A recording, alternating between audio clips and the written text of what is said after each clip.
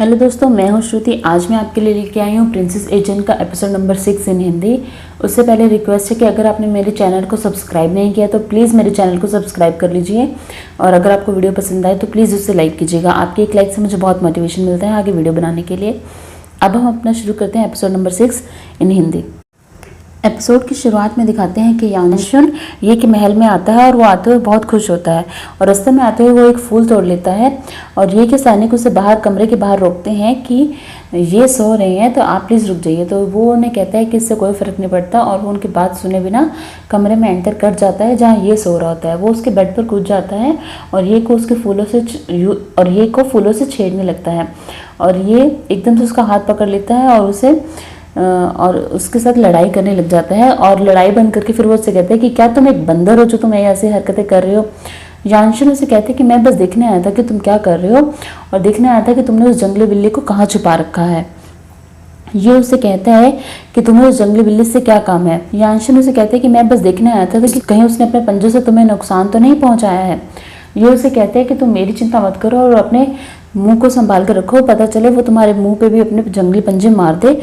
और ये कहकर वो वहां से चला जाता है। इधर जिंग शाइलो अभी भी अपनी प्रैक्टिस कर रही होती है किंगफो की उन तीरों के साथ, और तभी की तभी ये का गार्ड मिस्टर की वहां पे पहुंचते हैं। जिंग शाइलो सारे के सारे तीरों को एक साथ इकट्ठा कर लेती है और उन्हें फेंक देती है, और फिर वो ये से पूछती है कि क्या आप मेरी परफॉर्मेंस से खुश हैं। तो ये उसे कहता है कि तुम्हारी परफॉर्मेंस में सुधार है, पर वो अभी भी बहुत अच्छा नहीं है। फिर वो की को बोलता है कि तुम जाओ और उसे दिखाओ कि इस चीज़ को कैसे और अच्छे ढंग से किया जा सकता है। फिर की उसे दिखाता है कि उसे सारे तीरों को कैसे संभालना चाहिए, और कैसे वो सारे तीरों को किस ढंग से और अच्छे तरीके से संभाल सकती है और कुंग फू को और अच्छे से सीख सकती है। जिंग शाइलो की हर हरकत को बहुत अच्छे से नोटिस करती है कि वो किस तरह से उन तीरों से लड़ रहा है। फिर ये उसे कहता है कि तुम दोबारा से प्रैक्टिस करो, और जब तुम ये प्रैक्टिस अच्छे से कर लोगे और इस राउंड को जीत जाओगी तब तुम बाहर आ सकती हो। ये कह के वो वहाँ से चला जाता है। जिंग शाइलो दोबारा से प्रैक्टिस करती है, और प्रैक्टिस करते करते वो इतनी थक जाती है कि लगभग बेहोश ही हो जाती है, और उसकी दोनों बहनें जिंग शाइलो को अपने कमरे में ले आती हैं।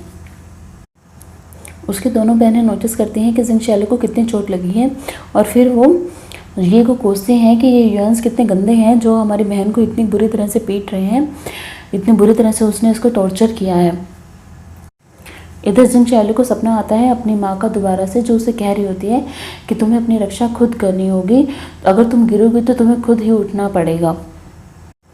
जिंग शाइलो अगली सुबह दोबारा प्रैक्टिस के लिए निकल जाती है, और इस बार वो और अच्छे से कुंग फू सीख जाती है। उसे अपने बचपन की बात याद आती है जिसमें वो बहुत ही अच्छे तरीके से पत्थर को यूज़ करती है और पत्थर को मारकर किसी भी चीज़ का मुकाबला कर लेती है। तो इधर भी वो उस पत्थर का इस तरह से मुकाबला करती है, और जिन शेरों के मुंह से वो पत्थर निकल रहे होते हैं उन सभी शेरों के मुंह में वो इस तरह से पत्थर डालती हैं कि वो तीर निकलना बंद हो जाते हैं। जिंग शाइलो की पत्थर से तीरों को रोकने की कला को देखकर ये भी इम्प्रेस हो जाता है, और की भी ये से बोलता है कि जिंग शाइलो की कुंग फू में काफ़ी सुधार हो गया, उसकी स्पीड भी बहुत अच्छी बढ़ गई है, अब वो और अच्छे से जानने लग गई है। ये जिंग शाइलो को कहता है कि तुम इस टेस्ट में पास हो गई हो, पर तुम अपनी अगली पनिशमेंट के लिए तैयार रहना। फिर वो अगली सुबह उसे एक खंबे पर खड़ा कर देता है, जहाँ पर उसे एक पैर के सहारे काफ़ी देर तक खड़ा होना होता है। वो एक पैर के सहारे उस खंबे पर खड़ी हो जाती है, और ये इधर बांसुरी बजाता है। कि जिंग शाइलो से कहते हैं कि मास्टर ने कहा है कि तुम 3 घंटे बाद यहाँ से उतर सकती हो। तो जिंग शाइलो से पूछते हैं कि क्या ये लास्ट राउंड है पनिशमेंट का। फिर ये उसे एक खजूर मारकर नीचे गिरा देता है। वो ये से कहती है कि मैं बिल्कुल सीधी खड़ी थी, तो आपने मुझे खजूर मारकर क्यों गिराया। ये उसे दोबारा उल्टा खड़ा कर देता है। फिर वो जिंग शाइलो को अपनी तलवारबाजी दिखाता है कि उसे कैसे तलवारबाजी करनी चाहिए। फिर जिंग शाइलो नीचे उतर जाती है, और फिर वो उसे कहते हैं कि तुम ध्यान से देखो कि तलवारबाजी को कैसे करना चाहिए।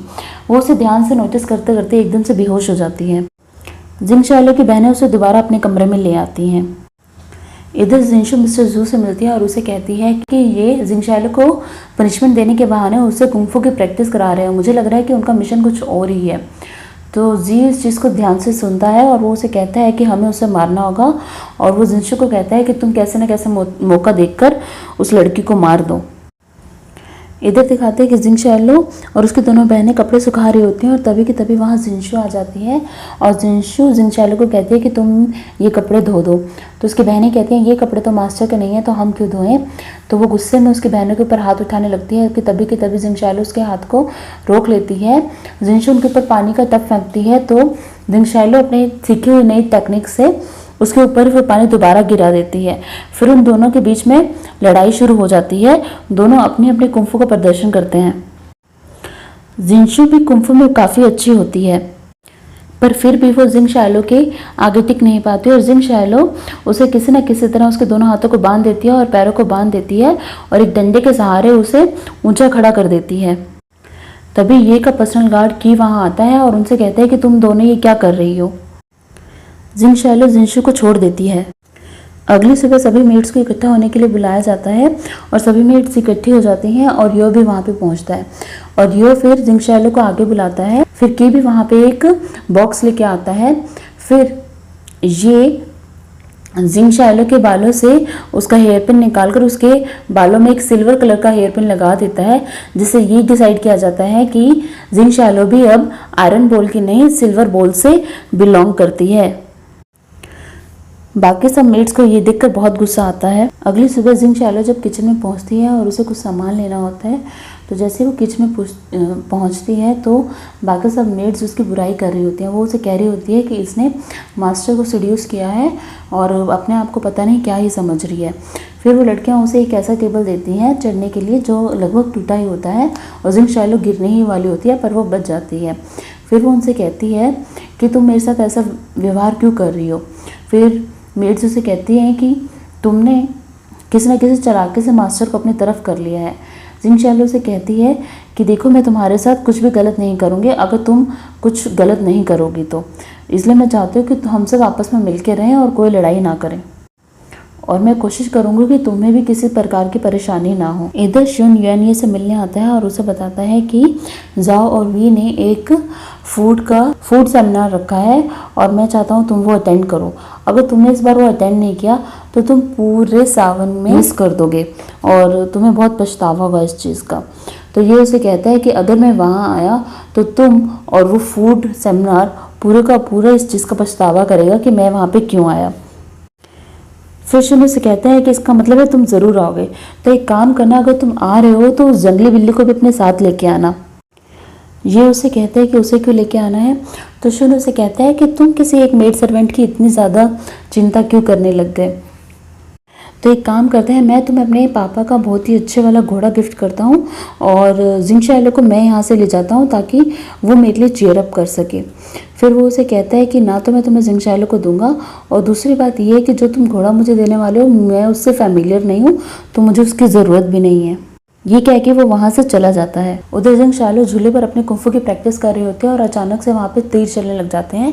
तो जिंगशैलो अपने कुंफू की प्रैक्टिस के दौरान उन तीरों को सबको दूर भगा देती है और अपनी प्रैक्टिस को सही से कर लेती है। और ये नहीं वो सब तीर चलवाए होते हैं जिंगशैलो की प्रैक्टिस को देखने के लिए। तो वो देखता है कि जिंगशैलो के कुंफू में काफ़ी ज़्यादा सुधार आ गई है और वहाँ पर शुन भी आ जाता है और शुन भी उन सीन्स को देखता है। तो ये उससे बोलता है कि तुम यहाँ क्यों आए हो।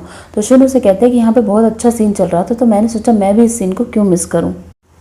थोड़ी देर बाद जिंगशैलो एक फूलों का गुलदस्ता लेकर ये के कमरे में आती है। जैसे ही वो फूलों का गुलदस्ता लेकर अंदर एंटर करती है ये एक पेंसिल से उस फूलों के गुलदस्ते पर वार करता है और वो गुलदस्ता ऊपर हवा में उड़ने लग जाता है और उस गुलदस्ते का पानी ये के कपड़ों पर गिर जाता है और जिंगशैलो किसी न किसी तरह से उस गुलदस्ते को बचा लेती है।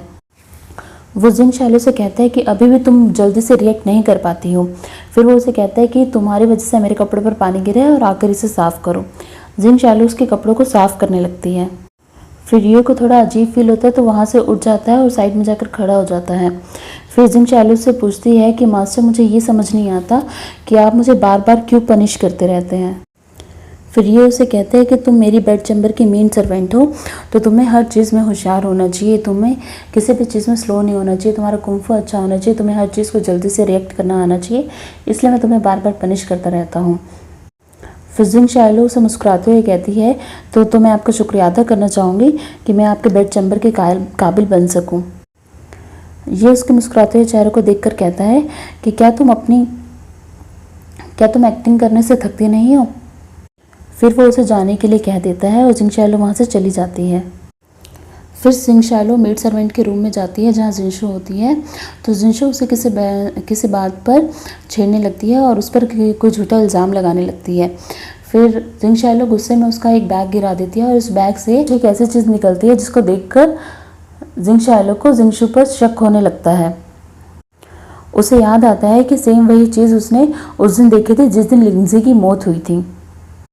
जिनशू भी घबराकर वहाँ से चली जाती है। तभी जिनशू ह्यूई के पास आती है और ह्यूई से कहती है कि जो जिंगशालो है वो बहुत ही बड़ी मुसीबत है, आप कुछ कीजिए ताकि उसको जल्दी से मारा जा सके। तो ह्यूई उसे कहता है कि ठीक है, हम उसे मारने का कुछ प्लान करते हैं, पर मुझे ये बताओ कि वो जो दस्ताना हमने दिया था प्लास्टिक का तुम्हें, तुमने उसे गुम तो नहीं कर दिया है? तो वो उसे कहते हैं कि नहीं, वो मेरे पास ही है। तो वो उसे कहते हैं कि तुम उसे किसी ऐसी सुरक्षित जगह पर छिपा दो जिससे कोई उसे देख ना सके। अगर तुमने उसे किसी को दे दिया या वो किसी के हाथ लगा तो मैं तुम्हें भी छोड़ूंगा नहीं। फिर जिनशू अपने कमरे में आती है और उस दस्ताने को ढूंढने लगती है, पर वो उसे मिलता नहीं है। तभी जिंगशालो वहाँ आ जाती है और उससे पूछती है कि तुम क्या ढूंढ रही हो। वो उसे कहते हैं कि मेरी कोई चीज़ गुम हो गई थी, पर उसे काफ़ी दिन हो गए, मैं उसे ढूंढने की कोशिश कर रही हूँ, वो मिल नहीं रही है, पर तुम्हें चिंता करने की कोई ज़रूरत नहीं है। जिंगशालो उसे कहती है कि अब तो मुझे और भी ज़्यादा इंटरेस्ट आ रहा है कि तुम्हारी ऐसी कौन सी चीज़ है जिसे तुम ऐसे ढूंढ रही हो। तो जिनशू से कहते हैं कि हो सकता है मैंने ये किसी भिखारी को दे दी हो, तो अब मुझे इसकी ज़रूरत भी नहीं है, इसलिए मैं नहीं ढूंढ रही हूँ। और वो ये कह के वहाँ से चली जाती है। जिंगशालो को जिनशू पर और भी ज़्यादा शक होने लगता है कि लिंजी की मौत में जिनशू का ज़रूर कोई ना कोई हाथ है। उधर दिखाते हैं कि एक नकाबपोश आदमी दोबारा एक तीर मारकर ये के लिए कोई संदेश लाता है। मिस्टर की वो संदेश का डब्बा ये को देते हैं और कहते हैं, ये पता चला है कि जिंगशालो जो है वो जिंग्स के यहाँ 3 साल पहले आई थी, और जब वो आई थी वो तो किसी को नहीं पता था कि वो कहाँ से आई है, वो जिंग के पास क्यों आई है और कैसे आई है। और ये भी कहा जाता है कि 1 साल पहले लियू ह्यो भी मारा गया था और उसकी डॉटर भी, उसकी बेटी भी पानी में गिर गई थी। फिर ये कुछ सोचने लगता है और ड्रामा यहीं पर ख़त्म हो जाता है। दोस्तों, अगर आपको मेरी वीडियो पसंद आई हो तो प्लीज़ मेरी वीडियो को लाइक कीजिएगा, मेरे चैनल को सब्सक्राइब कीजिएगा। Thank you very much.